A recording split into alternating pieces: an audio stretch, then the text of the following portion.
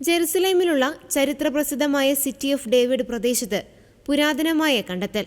ഒന്നാം ജെറുസലേം ദേവാലയത്തിന്റെ കാലഘട്ടത്തോളം പഴക്കമുള്ള കൂറ്റൻ പ്രതിരോധ മതിലോ അണക്കെട്ടിന്റെ ഭാഗമോ ആയ നിർമ്മിതിയാണിതെന്ന് പുരാവസ്തു ഗവേഷകർ സ്ഥിരീകരിച്ചു. ഏകദേശം 3000 വർഷങ്ങൾക്ക് മുമ്പ് ബൈബിളിൽ പരാമർശിക്കുന്ന സോളമൻ രാജാവിന്റെ കാലഘട്ടത്തിലാണ് ഈ നിർമ്മിതി ഉണ്ടായതെന്നാണ് പുതിയ പഠനങ്ങൾ വ്യക്തമാക്കുന്നത്. സിറ്റി ഓഫ് ഡേവിഡിനെ ടെമ്പിൾ മൗണ്ടുമായി ബന്ധിപ്പിക്കുന്ന തരത്തിലാണ് ഇതിന്റെ ഘടന. ജെറുസലേം നഗരത്തെ 2 ഭാഗങ്ങളായി വേർതിരിക്കുന്ന ഒരു വലിയ കിടങ്ങ് പോലെയാണ് ഈ നിർമ്മിതി രൂപകൽപ്പന ചെയ്തിരിക്കുന്നത്. ഇത് നഗരത്തിന്റെ സുരക്ഷയ്ക്കായി പണി കഴിപ്പിച്ചതായാണ് ഗവേഷകർ പറയുന്നത്. പതിറ്റാണ്ടുകളായി ഈ പ്രദേശത്ത് ഖനനം നടത്തിവരുന്നു.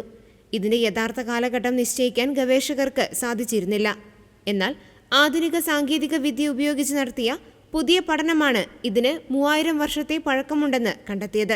അതായത് ബൈബിളിൽ പരാമർശിക്കുന്ന സോളമൻ രാജാവിന്റെ കാലഘട്ടത്തിലാണ് ഈ നിർമ്മിതി ഉണ്ടായതെന്നാണ് പുതിയ പഠനങ്ങൾ വ്യക്തമാക്കുന്നത്. 2-ാം ദിനവൃത്താന്തം പുസ്തകത്തിൽ ഊസിയ രാജാവ് പണികഴിപ്പിച്ചതായി പറയുന്ന ഗോപുരങ്ങളുടെയും നഗരമതിലിന്റെയും ഭാഗങ്ങൾ ഗവേഷകർ കണ്ടെത്തിയിട്ടുണ്ട്. BC 586 ബാബിലോണിയൻ സൈന്യം ജെറുസലേമിനെ നശിപ്പിച്ചതിന്റെ തെളിവുകളും ഖനന സ്ഥലത്ത് കണ്ടെത്തിയിട്ടുണ്ട്. കത്തിനശിച്ച കെട്ടിടങ്ങളുടെ അവശിഷ്ടങ്ങൾ അക്കാലത്തെ യുദ്ധത്തിന്റെ ഭീകരത വ്യക്തമാക്കുന്നു.